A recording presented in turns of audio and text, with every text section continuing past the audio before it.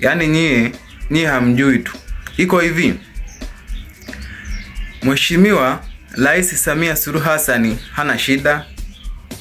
Isipokuwa shida inakuja kwa hawa viongozi wadogo. Kuanzia viongozi wa mtaa. Viongozi wadogo wa mtaa, watendaji, balozi, mwenyekiti, hao wabunge. Hao ndo wanasababisha inchi inaenda tofauti. Mama yeye anatoa amri. Na kama anatoa amri, basi wasipoitekeleza wale wengine, wasipoitekeleza wabunge na idara mbalimbali, yani mwenyewe hatakuwa na nguvu tena. Akitoa pesa kwamba hii pesa nendeni mkatumie sehemu fulani 1 2 3 kwenye idara fulani, kajenge barabara nini na nini, yeye hana uwezo wa kutembea kila wilaya, hana uwezo wa kutembea kila kata. Mwenye uwezo huo kutembea kila kata na wilaya ni wabunge pamoja na madiwani pamoja na watu wadogo, viongozi wadogo ndio wanaweza wakapeleka malalamishi kwa waheshimiwa wakubwa kwamba sisi kwenye kijiji chetu tunataka 1 2 3. Sasa ndugu yangu, kama watu wale wakipewa pesa wanapiga, wakipewa pesa wanazipiga, unafikiri tutaenda wapi? Na lawama zote zinapelekwa kwa mmoja. Viongozi hawa wadogo hawa wabunge hawa, yani wabunge ndio wanakuwa wanaleta shida sana. Kuna baadhi yao sio waaminifu. Na serikali kama serikali inaongozwa na hao wabunge, madiwani ndio serikali. Lakini huyu mwingine, yani yeye ni kama kupelekwa tu, ni mtoa amri tu.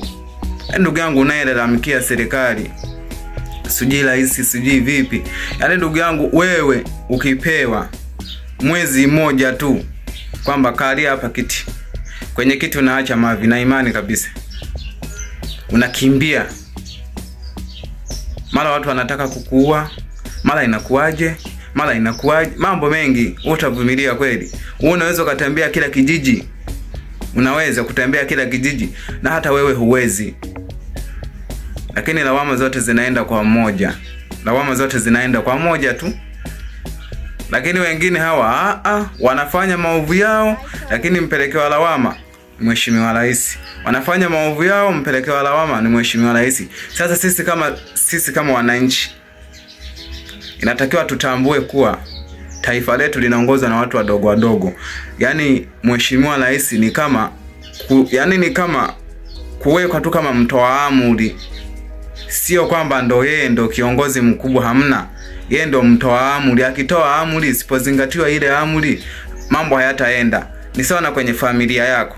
Kwenye familia yako unaweza kukuta una watoto 5, lakini baadhi ya hao watoto 5 wengine hawakuelewi. Hata kama ukimwambia fanya hivi hafanyi, fanya hivi halifanyi, fanya hivi halifanyi. Na yeye ndo hivyo. Na viongozi wake ni hao, viongozi wenzie ni hao. Akiwaambia fanyeni hivi hawafanyi. Baada ya kufanya hivyo wanapiga pesa. Taifa litaendelea. Anakula kwanza tumbo lake lishibe, ndio mambo mengine yaendelee.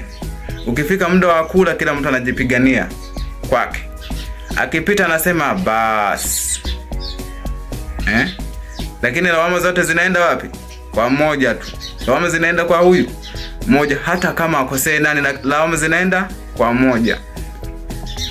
Mimi wa Tanzania bwana, Tanzania ni nchi ya amani sana, lakini wa Tanzania